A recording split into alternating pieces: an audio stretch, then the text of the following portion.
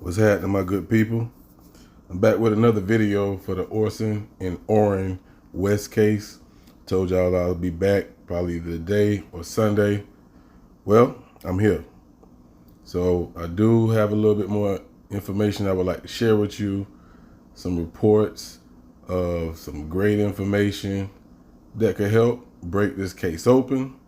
Right now, we can't just lean on it, but I do want to share it with you. So let's do it.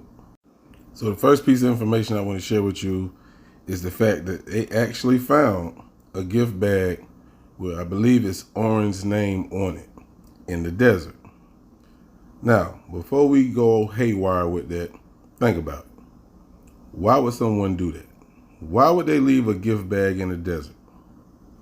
Now, I'm not saying don't pay attention to this evidence, but it's kind of weird if you think about it. We're going to leave this gift bag out here knowing that the kids are missing. Here, come find me. Now, also during that search, the community did a great job helping, the police search. They also found a knife in the same area as that bag. Again, just leave evidence behind. But let's keep it moving.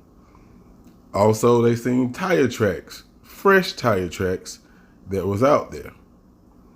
Now, if you're going to commit a crime, especially something that has to do with kids, you can't be that messy, can you? Or maybe you are. Now, I know I did say we was going to focus on the yard on this video. I really want to look for evidence of chalk and things like that, and also focus on the area they got out. You feel what I'm saying?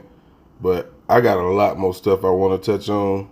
So let me get to that first, and then we'll focus on the yard later. So the first thing I want to focus on is the mother, the biological mother. Her name is Ryan Dean. Of course, she did drive down from Bakersville to be there, along with both of the biological fathers. The biological fathers really didn't say too much, but she said something that struck a nerve with me. She stated, and I quote, "She wants custody of those kids once they are found." To me, it sounds like she either have hope that they're still alive or she knows that they're still alive. Dig what I'm saying now? If she really want her kids back, she'll do anything to get them back. Do you follow me? Now, I don't know if this was a plot between her and the adoptive parents, but I wouldn't rule it out. Mike, since the boys' disappearance, their biological mother has come forward saying she wants custody of them when they are found. All right, now I want to talk about the timeline. Around 5 p.m., Trezell was outside with the kids. He then started, getting the firewood, bringing it in the house. He stated the last time he saw them was around 5:45 p.m. So, of course, he stated he looked throughout the yard. He went outside. Well, actually, he went in the house and asked his wife, did he see the kids? And she said, no, they should be outside playing with the chalk. He went outside, went down the street, both sides, and could not find them. So it was stated in reports that the police was contacted around 6:15. So that explains why he stated this. It's getting dark and I need help. We gotta get going. So we all know that it starts to get dark around 5:45, 6 o'clock during this time of the year. If it is getting that close to dark, I don't care if you were outside with your kids. I don't leave my kids for an instant, especially at that age, if it's broad daylight. So why would you do that when it's about to turn dark? Second thing, he left the gate open. Them kids must be ran or wasn't there at all, or somebody came in that gate and got them. But let's pause. Now, some of us been thinking, were the kids ever at the house? Because no one seemed to have seen them. Well, Chief Walker says there is proof that the children have been living in the house. So they were there. But for how long? Now let's back up a little bit. Y'all remember when Giselle said this? I'm throwing wood, bringing it inside the house. The one question I don't believe no one has asked. If you did, my apologies. Salute to you. How long did it take you to go in the house and back out the house with the firewood when you realized your kids was missing? Was it 1 minute? 10 seconds? 10 minutes? That's the question no one asked. I hope the police asked that question, but he didn't give us a time frame, and I believe that was left out for a reason. Now, I want to go back to Sir Talk-A-Lot, Ryan Dean, the biological mother. She said something in an interview that struck another nerve with me. They interviewed her, and she stated that the kids did not like these parents. How did she know that? Now, I don't know how the adoption process worked. I don't know if she was able to meet the adoptive parents before the last time she saw them in 2018 or what. But the way she said it in this interview, which I'm going to let you hear, how does she know that? It seemed like she'd been in contact with them or something. Kids did not like them. I could tell when visit. I could tell when my kids like someone or when they don't like someone. I have 2 older kids. Okay, after listening to it again, she kind of stumbled over a word. She said after I visit, she could tell. So obviously she has visited them at this home. But in reports I read, she haven't seen them since 2018 when she lost custody. So that can't be facts.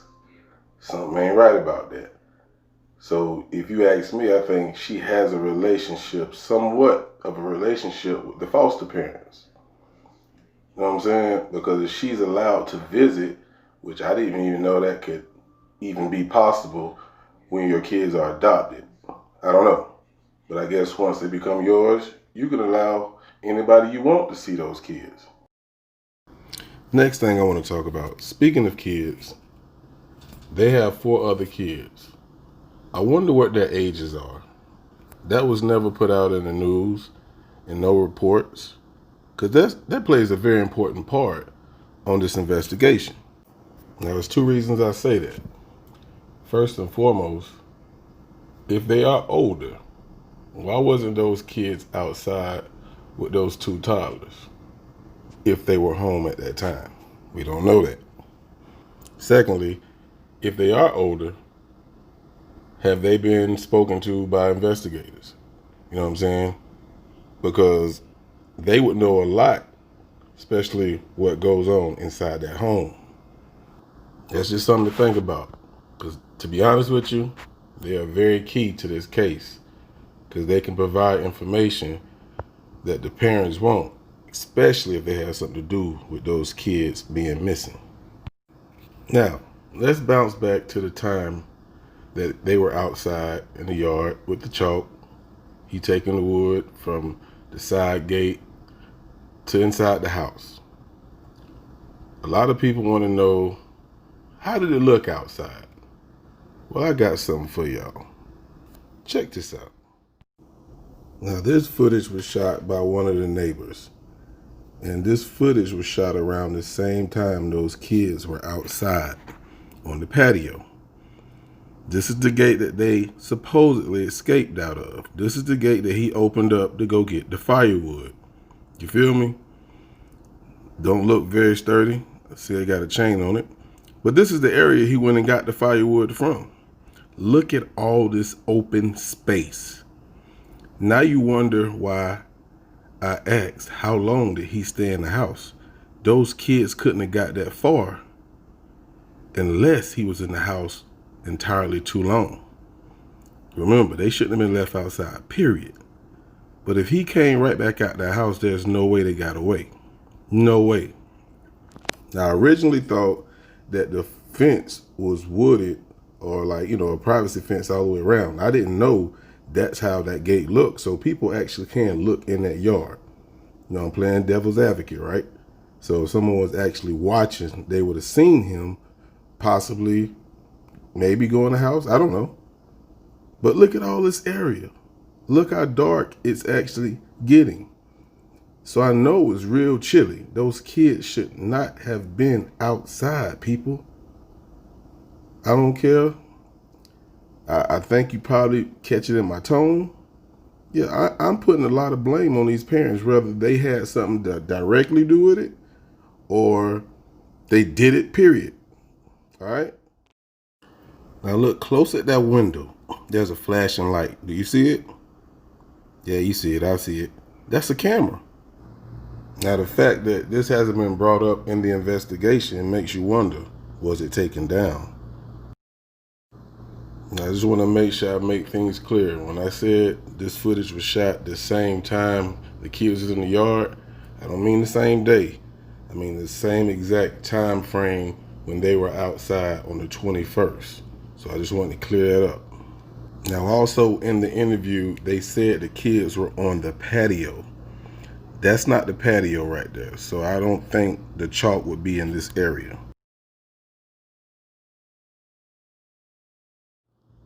Now the last thing I want to touch on, which you may know, you may not.